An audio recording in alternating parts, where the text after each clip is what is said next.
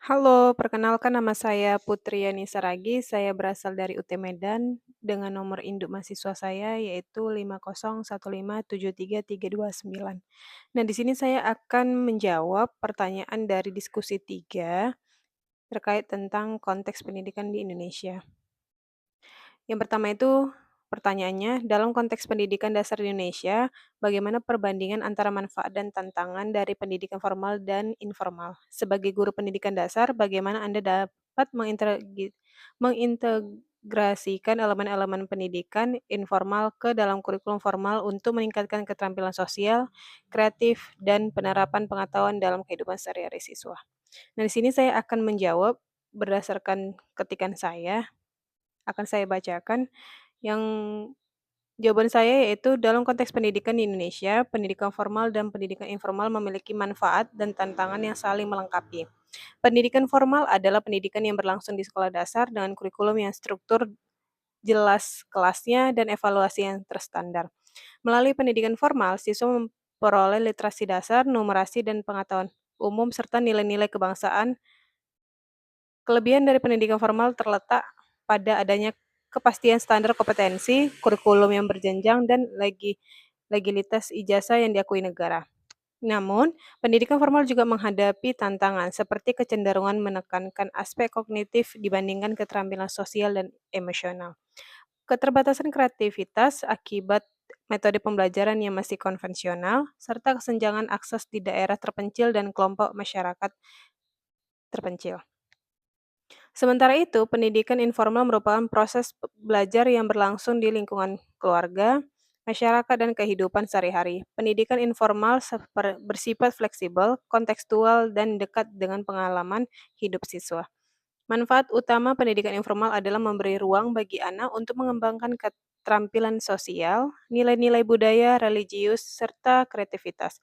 Misalnya, anak belajar tanggung jawab melalui kegiatan membantu orang tua, belajar kerjasama melalui permainan tradisional, dan belajar keterampilan praktis dari kegiatan sehari-hari.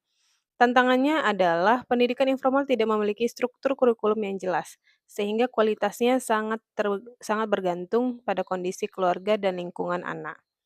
Sebagai guru, di sekolah dasar, integrasi elemen pendidikan informal ke dalam kurikulum formal dapat dilakukan dengan berbagai strategi. Pertama, menggunakan pendekatan kontekstual atau CTL, Contextual Teaching and Learning, di mana pembelajaran dihubungkan dengan pengalaman nyata anak. Misalnya, ketika mengajarkan matematika tentang pengukuran, guru dapat meminta siswa membawa alat ukur sederhana dari rumah atau menghubungkannya dengan kegiatan memasak di keluarga. Kedua, menerapkan pembelajaran berbasis proyek atau PBL, Project Based Learning, dengan tema yang dekat dengan kehidupan sehari-hari, seperti mengelola sampah, menanam sayur, atau membuat kerajinan dari barang bekas. Melalui proyek ini, siswa belajar berkolaborasi, kreativitas, dan memecah masalah secara nyata. Selain itu, guru dapat melibatkan orang tua dan komunitas dalam pembelajaran, misalnya mengundang orang tua untuk berbagi keterampilan tradisional atau mengajak siswa melakukan kunjungan ke pasar lokal. Dengan cara ini, nilai-nilai pendidikan informal dapat diintegrasikan dalam pembelajaran formal yang lebih terarah. Guru juga perlu memberi ruang bagi siswa untuk melakukan refleksi terhadap pengalaman informal mereka, misalnya melalui penulisan jurnal harian atau diskusi kelas. Dengan mengintegrasikan pendidikan informal ke dalam kurikulum formal, siswa tidak hanya memperoleh pengetahuan akademis, tetapi juga mampu mengembangkan keterampilan sosial, kreativitas, dan kemampuan menerapkan ilmu dalam kehidupan nyata. Integrasi ini juga membantu menjembati kesenjangan antara sekolah dan kehidupan sehari anak, sehingga pendidikan dasar menjadi lebih relevan dan bermakna. Nah, ini pendapat saya. Yang kedua, saya akan menjawab pertanyaan dari pendidikan formal dan informal memiliki peran yang signifikan dalam pembentukan karakter dan keterampilan siswa di tingkat pendidikan dasar. Namun, di Indonesia masih banyak anak-anak yang mengalami kesenjangan dalam akses terhadap pendidikan formal. Sebagai guru, bagaimana Anda dapat berperan dalam mengatasi tantangan ini, terutama untuk siswa yang mungkin memiliki keterbatasan akses terhadap pendidikan formal? Bagaimana pendekatan Anda untuk memastikan bahwa pendidikan formal juga dapat memberikan kontribusi positif bagi perkembangan mereka? Jawaban dari saya yaitu pendidikan formal dan informal sama-sama memiliki kontribusi penting dalam pembentukan karakter dan keterampilan siswa di tingkat sekolah dasar. Namun, dalam konteks Indonesia, kesenjangan akses terhadap pendidikan formal masih sangat nyata, menjadi tantangan serius. Faktor ekonomi, letak geografis, serta kondisi sosial budaya membuat sebagian anak sulit untuk mengakses sekolah dasar secara penuh.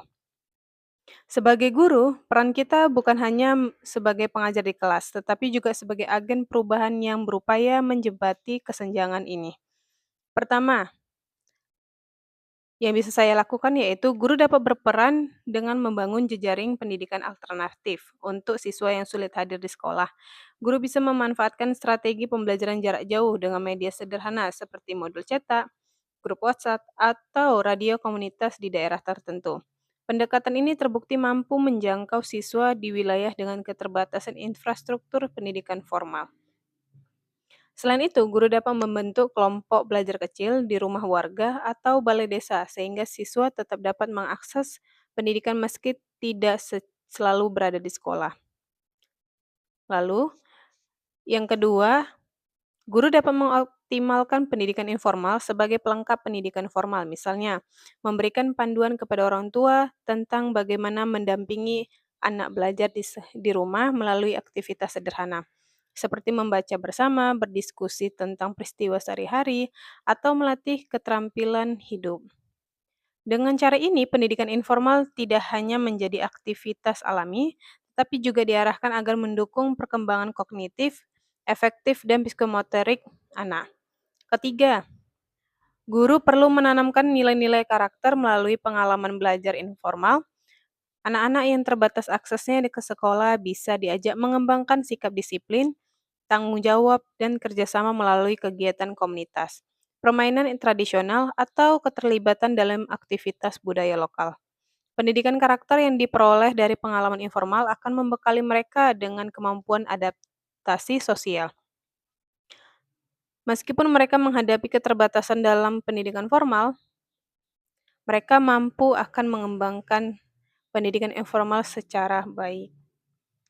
Keempat, guru berperan sebagai mediator antara sekolah, keluarga, dan masyarakat. Dengan komunikasi yang intensif, guru dapat mendorong partisipasi orang tua dan tokoh masyarakat dalam mendukung keberlangsungan pendidikan anak. Kolaborasi ini menciptakan ekosistem belajar yang lebih luas, di mana pendidikan formal dan informal saling melengkapi.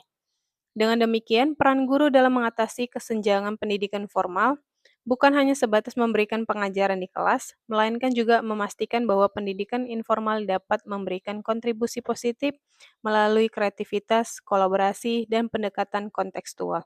Guru dapat membantu anak-anak mengembangkan karakter, keterampilan siswa, keterampilan sosial, dan pengetahuan yang relevan dengan kehidupan mereka.